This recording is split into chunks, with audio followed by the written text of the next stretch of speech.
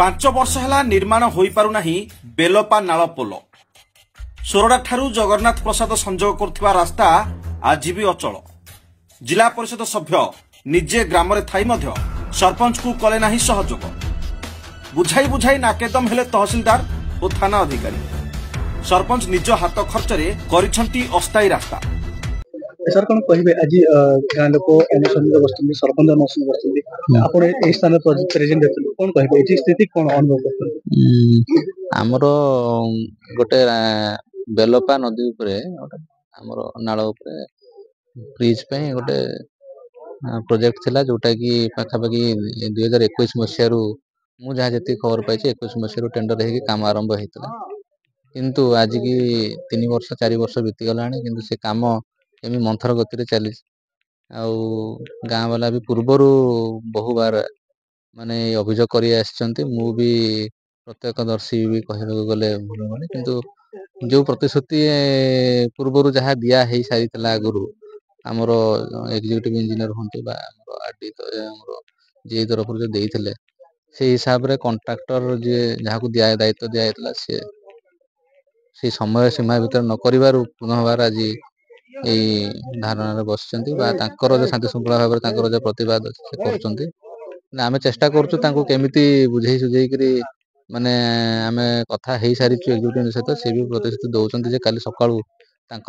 Labour काम डकई लोक डकिकी काम आरंभ करेंगे से जिनस ही आम जनईचु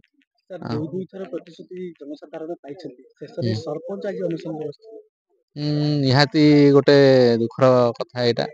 कारण सरपंच प्रतिनिधि जेहेतु सी दायित्व रोचे डेवलपमेंट विभिन्न प्रकार तदारख करवा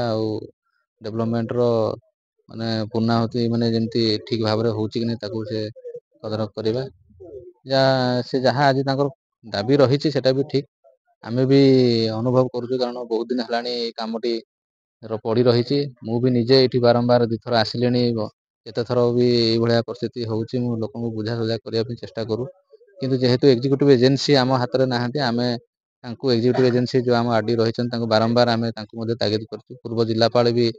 मुझे रवींद्रनाथ साहू थे सार थे सी भी बहुत तागिद कर तागिद सत्वे भी जदि करें तो ये परिस्थिति जोटा कि आज आम देखुचे आम चेष्टा करुचे आज भी आम कथा जदि आप काम न करेंगे ये अनशन एमती रे आमर प्रशासन गोटे माने विपर्य है आम निजे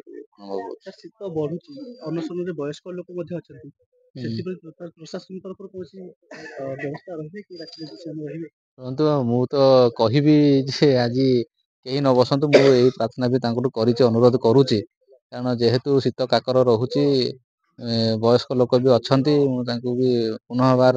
मीडिया माध्यम भी अनुरोध करी जे सी घर को फेरी जातु जो मनकर माने स्वास्थ्य असुविधा अच्छी से रहीबाटा उचित नुह या मोर अनुरोध रही।